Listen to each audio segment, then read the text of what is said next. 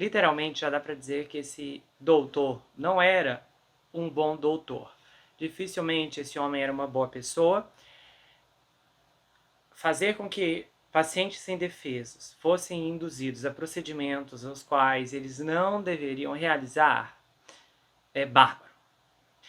É triste, é revoltante e repugnante. Se esse escândalo todo é o que veio à tona, imagine o que está escondido.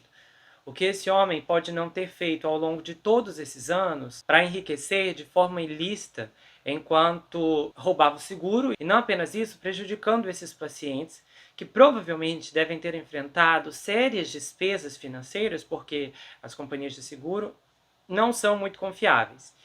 E quando coisas excessivamente vão acontecendo, as companhias tendem a se virar contra os seus segurados. Isso é uma dor de cabeça e é um mar de processos judiciais que nunca termina. Então, nós estamos olhando para um caso onde um homem se aproveitou de uma brecha. Esse nível de conspiração, eu fiquei assim perplexo, porque isso é um enredo de filme. Atendentes do 911, policiais, para passar o contato de pessoas que se acidentaram. Olha, eu fiquei eu juro, eu tive que voltar. Quando eu li esse trecho, eu voltei, porque eu falei, pera, o quê? Eu achei que eu tinha entendido errado. Atendentes do 911. Olha, assim que descobrirem quem são essas pessoas, esses policiais, esses atendentes, essa gente tem que ir pra cadeia. Isso é um absurdo. É um absurdo se aproveitar, principalmente porque tanto a polícia quanto o 911 são instituições governamentais, instituições de socorro. Principalmente o 911, que assim, a pessoa ali que liga está em desespero, Deus sabe o que está acontecendo.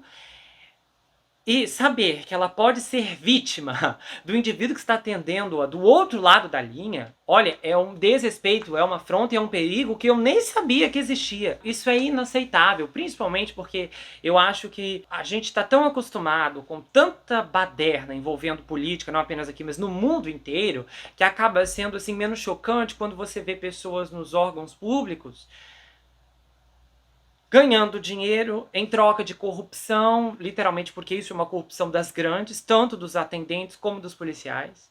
E isso assim é desesperador. Pessoas que estão ali para servir o povo, porque essa é a minha visão, quando você trabalha em um órgão público, você é responsável pela população inteira, porque você está ali para prestar socorro para o contribuinte, a todos aqueles que estão pagando impostos. É um salário quase que sagrado, na minha opinião. Todo dinheiro que vem do governo sai do povo antes. Então esse é um tipo de comportamento imperdoável, inclusive eu acho que, inclusive as penas nos Estados Unidos, antigamente eram muito altas, se descobria que você estava roubando dinheiro público se você estivesse em algum cargo para fazer qualquer coisa a custo pessoal, como viagens, restaurantes, era cadeia de 9 a 10 anos. Hoje isso aí já caiu para 2, alguns meses, e na época eu lembro que a primeira vez que eu vi que uma pessoa que gastou $20.000 em um cargo do governo, eu acho que ele era promotor, e aí ele gastou $20.000 para viagens e tal, e ia descobrir, ele foi preso, condenado a 9 anos. A primeira vez que eu li isso, eu falei, gente, é muito tempo. 9 anos, $20.000. Aí depois eu refleti e falei, não, é pouco tempo, porque esse dinheiro são de pessoas que estão trabalhando dia e noite para entregar no fim do mês 40%, 50% do seu salário nas mãos das instituições. Se a gente olha e acha $20.000 pouca coisa, você literalmente está dando margem para o crime e basicamente está dizendo que o contribuinte não deve ser respeitado. Infelizmente, nós já vivemos essa situação aqui, onde os contribuintes, os pagadores de impostos, não são respeitados. E nem somos valorizados. Esse é o mais triste. E essas pessoas, quando estão fazendo isso, exercendo esse tipo de ação, atendentes, policiais, etc., seja mais quem estiver envolvido na conspiração, essas pessoas estão desrespeitando a população inteira. Isso devia dar uma cadeia gigantesca para passar um aviso bem claro. Se você tocar no dinheiro público, se você usar o seu cargo, o seu poder para fazer qualquer coisa que seja legal, você vai ficar muito tempo na cadeia, aí sim passaria uma mensagem de, olha, esse cargo aqui, ele é um cargo de responsabilidade, tem que ser ocupado por alguém que tem caráter. Claro, em um mundo ideal era isso que deveria acontecer, mas não é o caso, porque você faz um concurso, pega um cargo, como lá nos Estados Unidos, muitos cargos são são elegíveis, as pessoas votam e votam crendo que aquele indivíduo que vai ganhar a eleição ou que está concorrendo vai fazer o melhor, e muitas vezes não faz. Eu penso particularmente que uma das punições mais altas na lei, no judiciário, deveria ser para quem comete corrupção em qualquer tipo de órgão público. Uma pessoa dessa não, e olha, dependendo do escândalo, nem deveria mais sair da cadeia, porque isso abala a confiança das pessoas. Por isso que eu já disse até no vídeo anterior, né? No anterior, eu digo, é um vídeo que foi ao ar hoje enquanto eu estou gravando, que a taxa nos Estados Unidos, a taxa de confiança no governo está baixíssima, está no chão, e as pessoas, e a questão, e no governo como um todo, porque não importa se mudar de presidente daqui na próxima eleição nos Estados Unidos, as pessoas, a questão não é nem o candidato em si, é toda a estrutura governamental, porque a gente sabe, todo mundo entende que mesmo que o candidato que você queira ganhe a eleição, seja para presidente, deputado, senador, vereador, prefeito ou qualquer outra coisa, esse indivíduo ele não tem poder de mudar todo um sistema. Ele tem que fazer a parte dele e você espera isso, que ele faça bem a sua parte. Mas ele não consegue fazer a parte de outras pessoas. E o sistema em si, a forma como o sistema está, o establishment, as pessoas não confiam mais. E não confiam com razão. Não confiam com razão. Eu também não confio. Você vai confiar como? Quando você vê que corrupções desse ponto, desse nível, acontece com cargos que não são expressivos a nível de relevância hollywoodiana, mas são importantes porque uma ligação para o 911 pode salvar a vida de uma pessoa, ou então, dependendo do que acontecer, pode levar a desastre, você entende como muitas vezes as coisas que menos aparecem na televisão são as que mais importam no dia a dia. Porque a importância que a polícia tem na vida do cidadão, a importância que o 911 tem na vida do cidadão americano é muito grande. Porque qualquer um está sujeito a fazer uma ligação a qualquer momento, seja para pedir ajuda para si mesmo ou para outra pessoa. Mas muitas vezes não há uma consciência. Eu já li recentemente um estudo que estava mostrando uma vez em Nova York, acho que foram os caminhoneiros de lixo, o pessoal ficou uns dias lá sem pegar lixo e a cidade ficou um horror.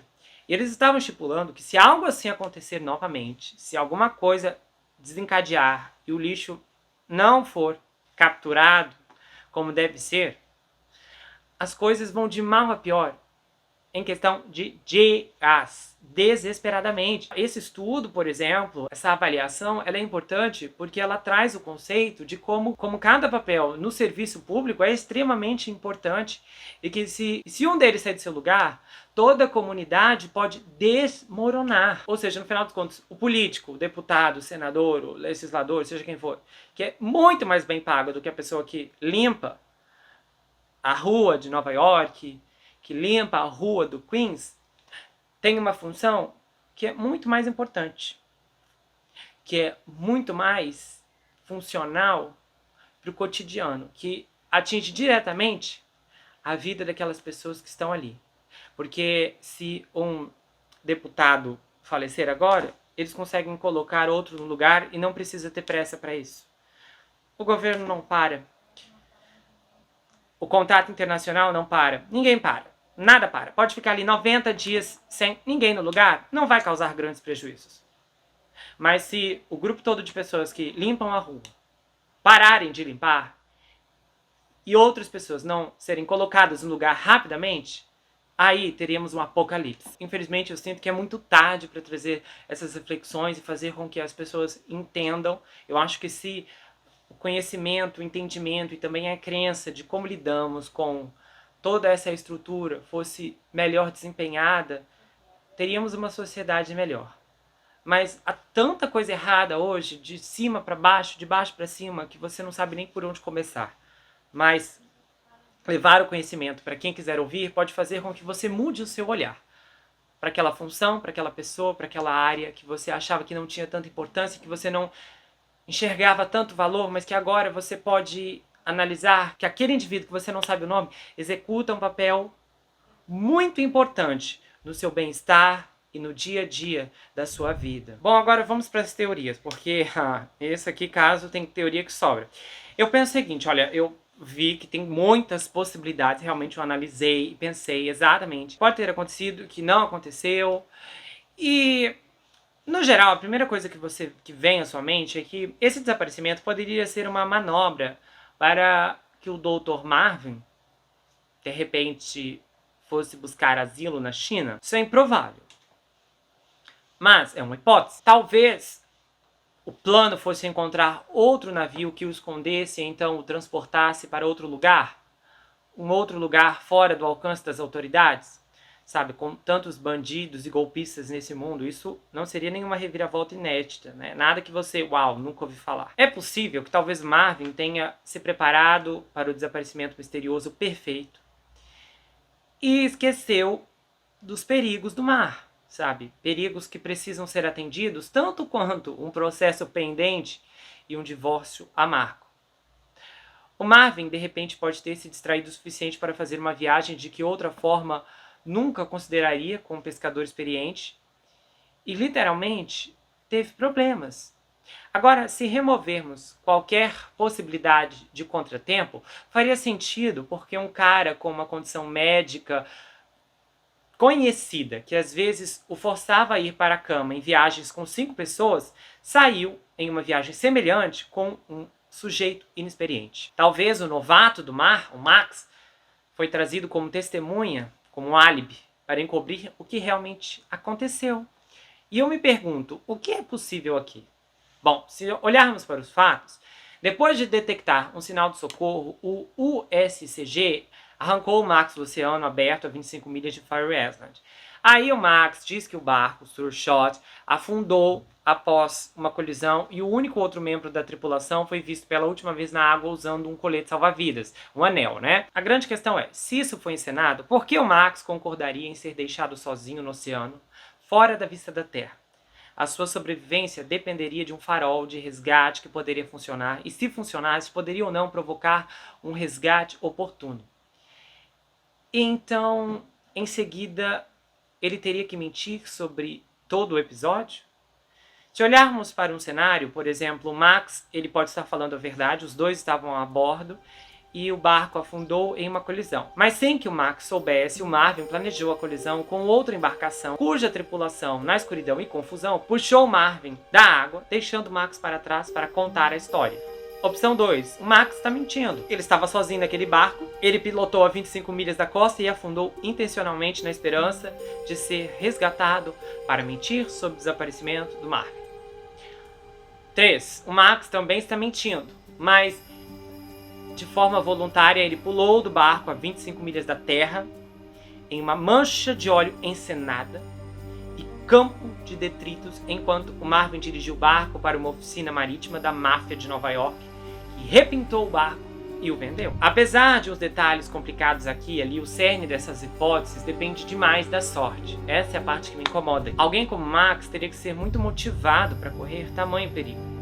Então, duas possíveis explicações me vêm à mente. A primeira é que o Max deveria estar de guarda e estava dormindo e não quer ser responsabilizado legalmente. E a segunda é que o Max foi muito bem pago para participar de uma trama muito bem bolada. De qualquer maneira, o momento em que isso tudo aconteceu é coincidência demais. O que sugere, e muito, que o Dr. Marvin, talvez, montou um baita plano para desaparecer. Seu companheiro de barco não conseguiu responder as perguntas pertinentes e não fez nenhum comentário a perguntas específicas, o que também é muito estranho. Fora que a guarda costeira não conseguiu encontrar indícios que corroborem o que ele contou. Agora, se o médico adormeceu e o homem que deveria estar de vigia também adormeceu, não é difícil imaginar o barco à deriva em uma rota de navegação. Mas o fato do Marvin não estar à vista imediatamente após o incidente me faz pensar que talvez ele nunca esteve naquele barco em primeiro lugar. Em histórias assim, o mar oferece uma fuga, um fim, mas também um mistério. E uma chance de viver para sempre, pois raramente o mar revela os seus segredos.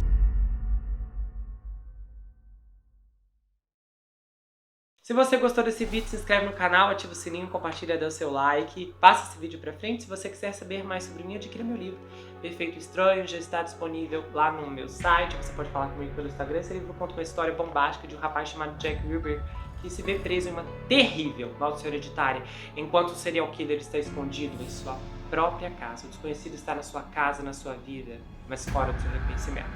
O livro vai autografado se você quiser, tem pôster exclusivo e também uma série de marcadores incríveis que, um ao lado do outro, formam um mapa da cidade de Manhattan. E olha, o plot twist já começa aqui na capa, vê se você encontra.